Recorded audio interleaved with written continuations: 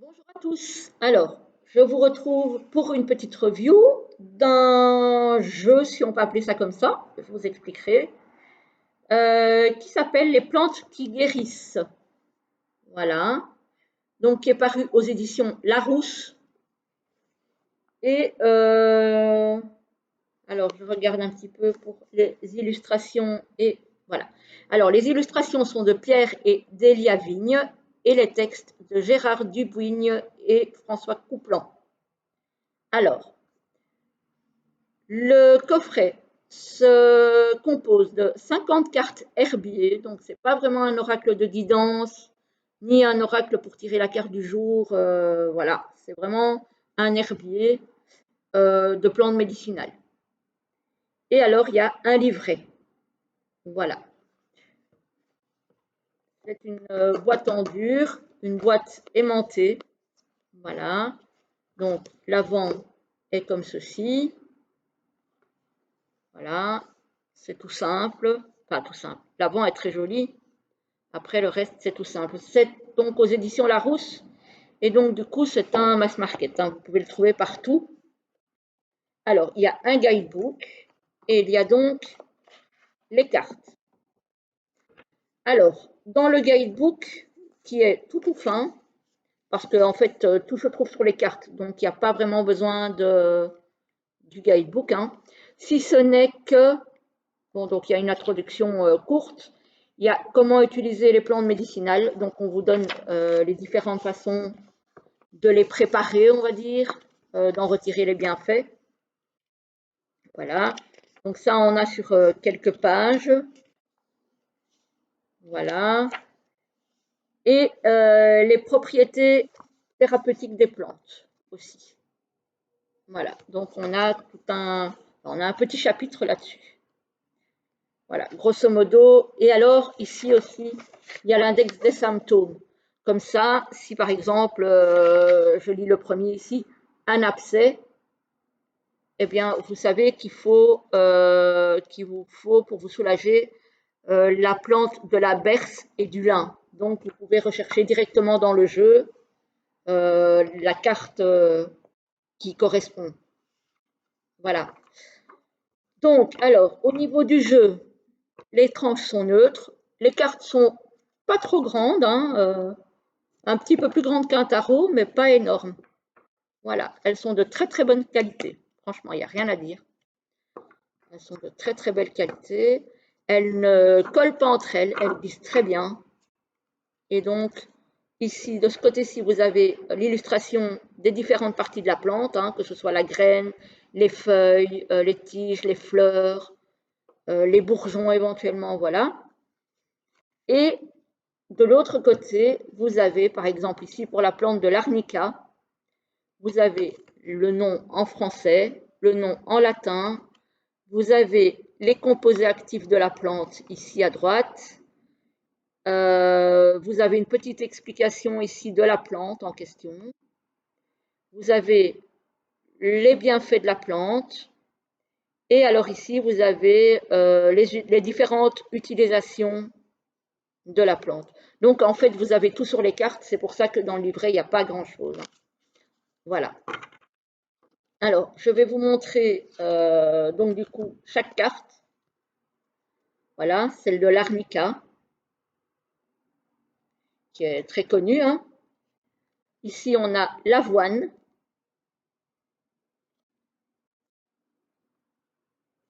la berce, je viens de vous en parler, le bouleau,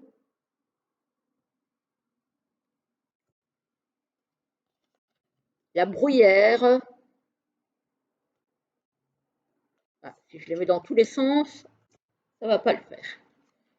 La capucine, la carotte. Voilà, on a même les légumes. Le ou la, alors je ne sais pas, par contre, carvi,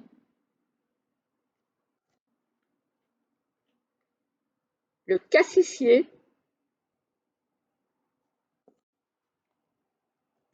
le cerisier,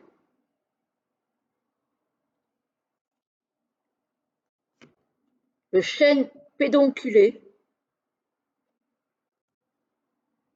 la chicorée, la consoude, le coquelicot, le cresson, l'églantier, l'eucalyptus, très connu. Voilà. Mais ça vous aide aussi à reconnaître les plantes quand vous vous baladez dans la nature, parce qu'il y a certaines plantes qu'on trouve par chez nous. Le fenouil, le figuier. Donc c'est toujours assez sympa de savoir à quelle fleur, à quel arbre, à quelle plante on a affaire. Le fraisier, bon, ça c'est connu, hein. Le framboisier aussi. Le génévrier commun, le grenadier, le houblon, le jasmin. En général, ce sont des plantes assez communes, on dirait, hein. La lavande, le lierre, le lin, le marronnier d'Inde, la mauve sylvestre, la mélisse, la menthe, le millepertuis, la myrte, la myrtille,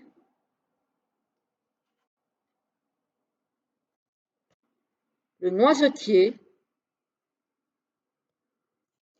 le noyer, l'olivier, l'origan, l'ortie, et entre parenthèses, il y a marqué grande, je suppose, alors qu'il y a plusieurs sortes d'orties. Donc voilà. Le pin sylvestre, le pissenlit, le poireau, le prunelier, à ne pas confondre certainement avec le prunier, le romarin, le thym serpollet,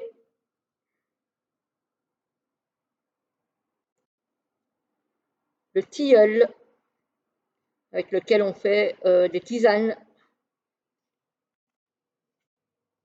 la verveine, pareil, le thym aussi d'ailleurs,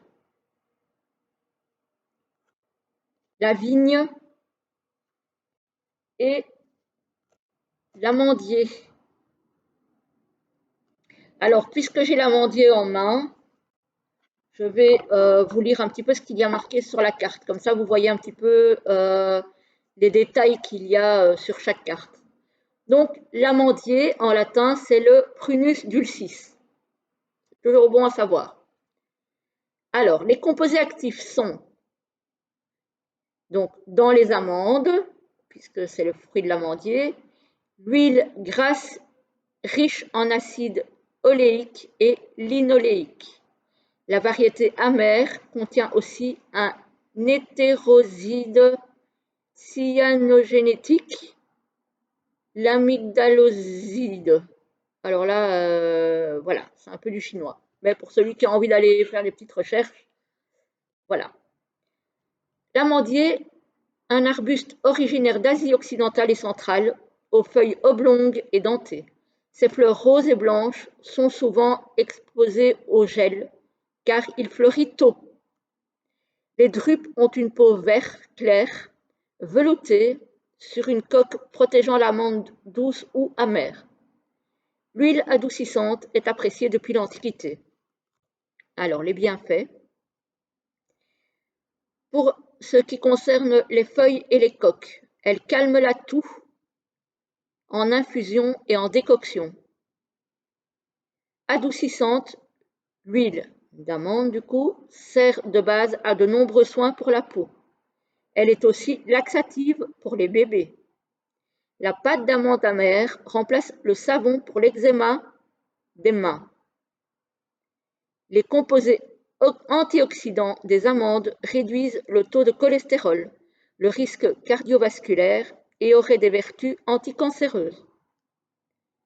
Nutritives, les amandes sont riches en protéines, vitamines et minéraux. Leur teneur en fibres facilite le transit. Alors, pour les utilisations de l'amande, en interne, en infusion, infusez une cuillère à soupe de feuilles 10 minutes. En décoction, faire bouillir 50 g de coque d'amande 20 minutes dans 1 litre d'eau. En sirop d'orgeat, faire une pâte avec 500 g d'amandes douces, 150 g d'amandes amères mondées, 12 centilitres d'eau froide et 750 g de sucre. Diluer avec 1,5 litre d'eau froide et filtrer. Ajoutez 2,5 kg de sucre et cuire au bain-marie. Parfumer avec 25 centilitres d'eau de fleurs d'oranger. En externe, le lait d'amande, 100 g d'amandes douces mondées et pilées avec un peu d'eau froide. Dissoudre 100 g de sucre dans 2 litres d'eau et filtrer. Voilà, donc vous avez à chaque fois, quand c'est possible, un usage interne, un usage externe. Donc voilà, pour votre petite pharmacie, enfin, si on peut dire ça comme ça, naturel. Je trouve que c'est un oracle, enfin un oracle. Encore une fois, c'est pas vraiment un oracle pour moi, c'est plutôt un, comment je vais dire ça, un dictionnaire entre guillemets de plantes médicinales. Voilà, en tout cas les plus courantes que vous pouvez utiliser en cas de petits pépins de santé qui ne nécessitent pas vraiment de traitement médical ou alors qui vient compléter un traitement médical. Voilà. Ne jamais évidemment hésiter à consulter un médecin si c'est nécessaire parce que les plantes ne remplacent évidemment pas un traitement médical s'il s'avère nécessaire. Voilà, voilà, sur ce, j'espère que ça vous aura plu. Je vous souhaite une très belle journée et je vous dis à très vite pour une prochaine vidéo. À très bientôt.